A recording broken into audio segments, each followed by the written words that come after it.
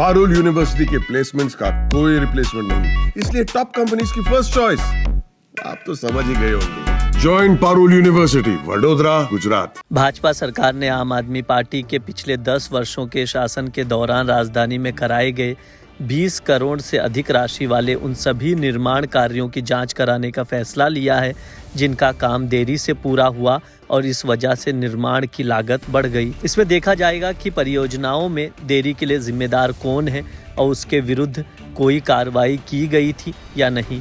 निर्माण कार्यों में घपला करने वालों को भी कार्रवाई के दायरे में लाया जाएगा। जांच के दायरे में लोक निर्माण विभाग यानी PWD की ओर से कराए गए विकास कार्य सर्वाधिक होंगे। लोक निर्माण विभाग के पास राजधानी की सड़कों को बनाने से लेकर उनके रखरखाव, सरकारी इमारतों के निर्माण और उनके रखरखाव से लेकर नालों की सफाई की भी जिम्मेदारी है। राजधानी में तमाम फ्लाईओवर और एलिवेटेड कॉरिडोर लोक निर्माण विभाग ने बनाए हैं और कुछ का निर्माण कार्य जारी है। ये विभाग कई बार विवादों में रहा है और इसके अधिकारियों पर भ्रष्टाचार के आरोप भी लगे हैं। शीश महल के पुनर्निर्माण, स्कूलों में अतिरिक्त कक्षाओं के निर्माण से लेकर कई ऐसे कार्य हैं जिनकी CBI, केंद्रीय सतर्कता आयोग, दिल्ली सरकार की भ्रष्टाचार निरोधक शाखा जांच कर रही है। इन मामलों में लोक निर्माण विभाग के कुछ अधिकारियों को निलंबित भी किया गया था, लेकिन कई मामलों में जिम्मेदार अधिकारी कार्रवाई के दायरे में नहीं आए थे। अब भाजपा सरकार योजनाओं में देरी और घपला करने वालों पर कड़ी कार्रवाई करने की तैयारी कर रही है। लोक निर्माण मंत्री प्रवेश वर्मा ने स्पष्ट निर्देश दिए हैं कि परियोजनाओं में देरी बर्दाश्त नहीं की जाएगी और किसी तरीके का भ्रष्टाचार सामने आता है या उसके बारे में कोई जानकारी मिलती है तो किसी भी जिम्मेदार को बख्शा नहीं जाएगा।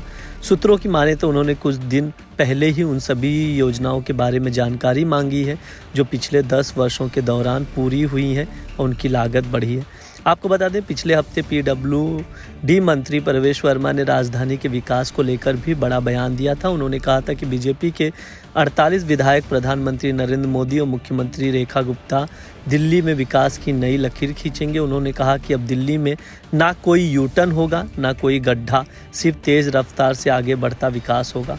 प्रवेश वर्मा ने कहा था कि मैं दिल्ली वासियों को भरोसा दिलाता हूं कि बीजेपी की सरकार दिल्ली को विकास के उस एक्सप्रेसवे पर ले जाएगी जहां सिर्फ तरक्की होगी।